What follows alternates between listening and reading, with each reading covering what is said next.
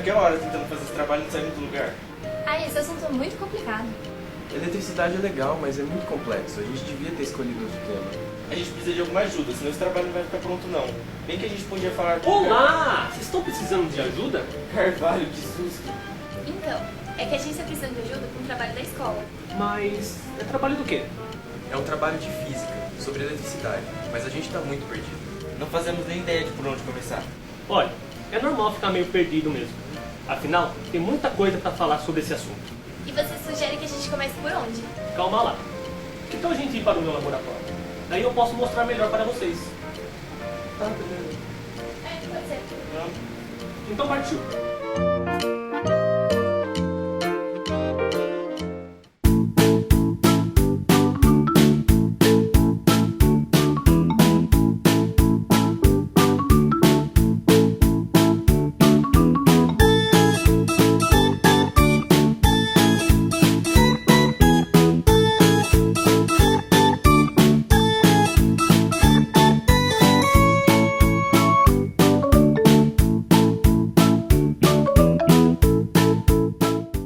Então, gente, já que vocês vão falar sobre eletricidade, existem alguns conceitos básicos que vocês devem entender.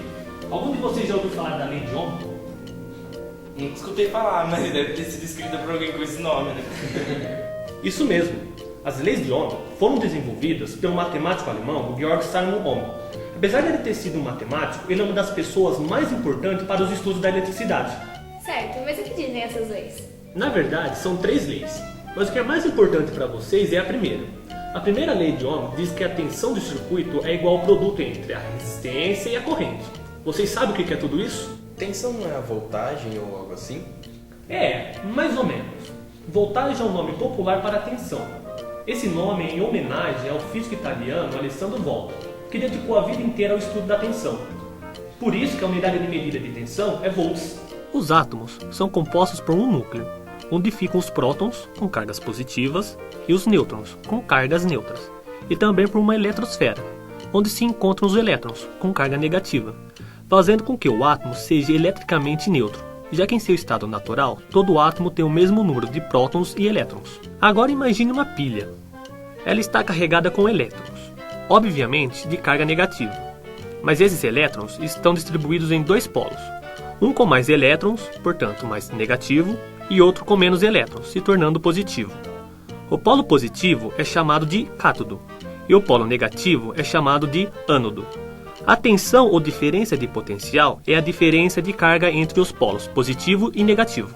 Imagine então que há um fio de cobre ligando esses 2 polos dessa pilha, e que os elétrons começam a passar do polo negativo em direção ao polo positivo, até que os 2 polos tenham a mesma carga e a diferença de potencial entre eles seja zero. Todo material dificulta a passagem de corrente elétrica, uns mais e outros menos. O fio que utilizamos em instalações elétricas é o de cobre, que é um metal, que é um bom condutor por natureza, por resistir pouco à passagem de elétrons. Já os ametais são normalmente isolantes ou péssimos condutores, ou seja, oferecem grande dificuldade para os elétrons passarem. Essa dificuldade é o que chamamos de resistência. A gente mede a resistência em ohms, em homenagem ao Georg. A interação entre corrente, tensão e resistência é chamada de lei de Ohm, que diz que a tensão é igual ao produto entre resistência e corrente. Se a resistência dificulta o caminho da corrente, qual a utilidade dela? As pessoas que trabalham com isso utilizam um componente chamado resistor, que limita a passagem da corrente. Ele faz isso dissipando a potência na forma de calor. Potência? Potência é o valor numérico do calor que um resistor dissipa. Isso também é chamado de efeito Joule, em homenagem ao físico britânico James Prescott Joule. Esse valor numérico é o produto entre a corrente e a tensão. A unidade de medida de potência é o watt, em homenagem ao matemático escocês James Watt. A gente usa esse calor para esquentar a água no chuveiro ou para cozinhar no forno elétrico. Outro uso da resistência é na lâmpada incandescente, inventada comercialmente por Thomas Edison em 1879. Por que comercialmente? Alguém já tinha inventado antes dele?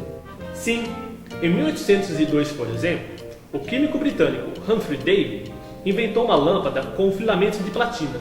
Outros 20 cientistas fizeram lâmpadas incandescentes antes de Edison, mas o diferencial da lâmpada dele era o baixo custo e a facilidade da fabricação em larga escala, já que ele era muito experiente em comércio.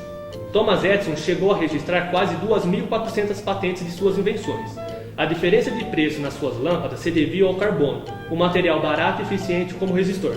Então ele passava uma corrente nesse carbono, aí ele acendia?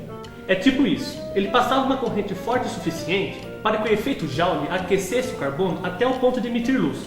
E esse carbono chegava a temperatura alta o suficiente para emitir uma forte luz alaranjada, sem chegar no seu ponto de fusão. Assim, ele era reutilizado. Que da hora! Pensando bem, acho que dá para fazer uma versão simplificada daquela lâmpada. Vem comigo. Gente, aqui eu tenho uma fonte, feita com pilha. No total nós temos 12 volts e 3 amperes. Aqui nesse becker eu prendi um grafite, desse que a gente usa na lapiseira. Olha só o que acontece quando pega o cabo e liga no polo positivo e no negativo. Mas é melhor ver com a luz apagada.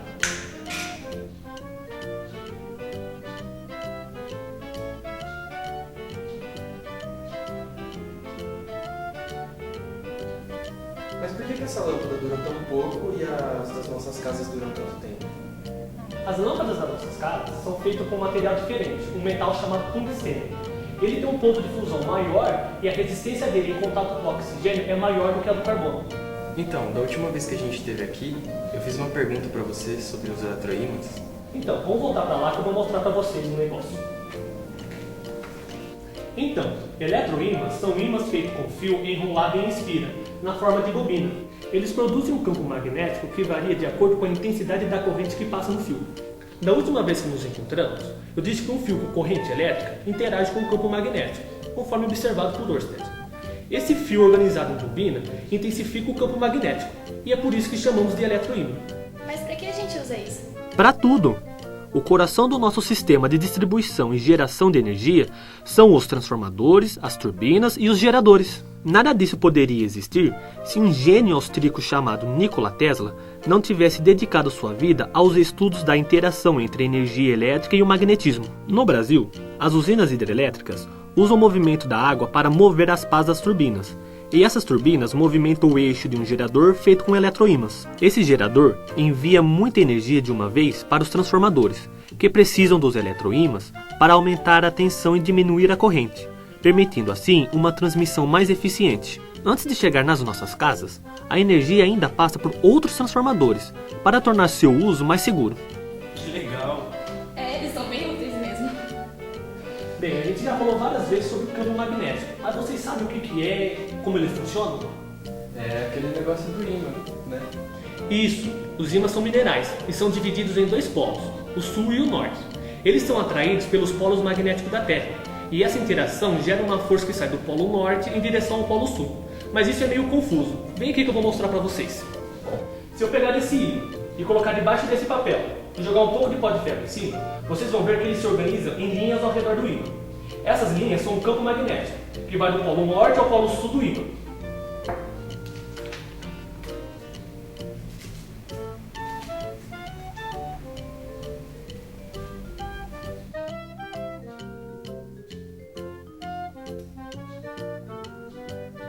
Nossa, acho que agora a gente tem bastante matéria pra terminar o trabalho, né?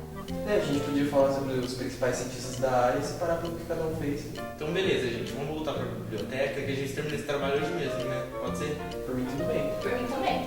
Então tá, vão lá e quando vocês precisarem de alguma ajuda, é só me chamar. Então tudo bem.